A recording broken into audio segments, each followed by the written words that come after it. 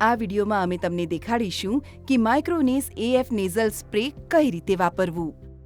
આ છે protective cap, આ નેઝલ ટીપ, એક્ચ્યુએટર અને મેડિસિન કન્ટેનર.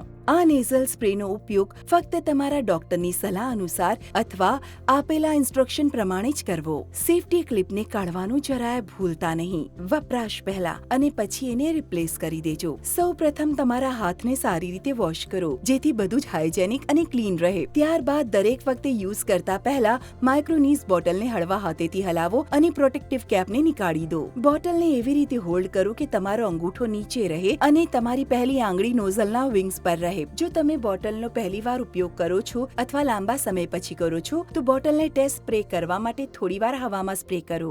નોઝલને તમારી આંખોથી દૂર રાખો.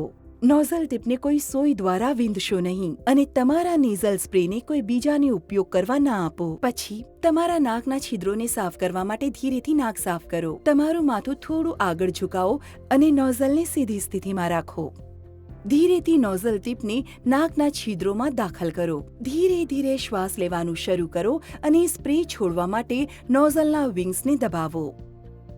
સ્પ્રેનો ઉપયોગ કર્યા પછી સૂંઘશો નહીં. શાંતિપૂર્વક મોઢા દ્વારા શ્વાસ બહાર છોડો. જો બીજી વખત સ્પ્રેની જરૂર હોય તો આ પ્રક્રિયા ફરીથી કરજો. ત્યારબાદ નાકના બીજા છિદ્ર માટે પણ આ જ રીતે કરો. કામ પત્યા પછી નોઝલને એક સાફ ટીશ્યુથી સાફ કરો અને પ્રોટેક્ટિવ કેપ ફરી લગાવી દો. નેઝલ સ્પ્રેને સાફ કરવાની રીત. આ પણ મહત્વપૂર્ણ છે કે નેઝલ સ્પ્રેનું નોઝલ દરેક અઠવાડિયે સાફ કરવું.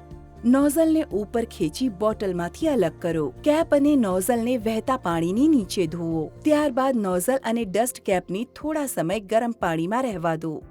નોઝલ અને કેપને રૂમ ટેમ્પરેચર પર સૂકવા દો. ત્યાર પછી બોટલમાં ફરીથી લગાવો. વધુ ક્લીનિંગ ટિપ્સ માટે ઇન્સ્ટ્રક્શન મેન્યુઅલ વાંચો અથવા તમારા ડોક્ટરની સલાહ લો. આરામથી શ્વાસ લો, વધુ સારું અનુભવો. માઇક્રોનેસ તમારા દૈનિક જીવનમાં સરળતાથી ફિટ થઈ જાય છે, એટલે એલર્જી રિલીફ ક્યારે પણ તમને ધીમા નહીં કરી શકે. વધુ માહિતી માટે તમારા ડોક્ટરની સલાહનું પાલન કરો. મહત્વના નિર્દેશો. આ પ્રોડક્ટનો તમારા ડોક્ટરની સલાહ મુજબ જ ઉપયોગ કરવો. રેકમેન્ડ કરાયેલા કરતા વધારે ડોઝ લેશો નહીં. આની અસર થવામાં અમુક દિવસો લાગી શકે છે, પણ વાપરવાનું ચાલુ રાખજો. તમારી ટ્રીટમેન્ટને ડિસકન્ટિન્યુ નહીં કરતા જો ડોક્ટરની સલાહ ના હોય તો. આ પ્રોડક્ટ ખાસ કરીને તમારા માટે પ્રિસ્ક્રાઇબ કરાયું છે. આને બીજા સાથે શેર નહીં કરતા. આને બાળકોની પહોંચથી દૂર રાખજો. ઉપયોગમાં લેતા પહેલા બોટલને સારી રીતે હલાવો. આ ફક્ત નેઝલ યુઝ માટે છે.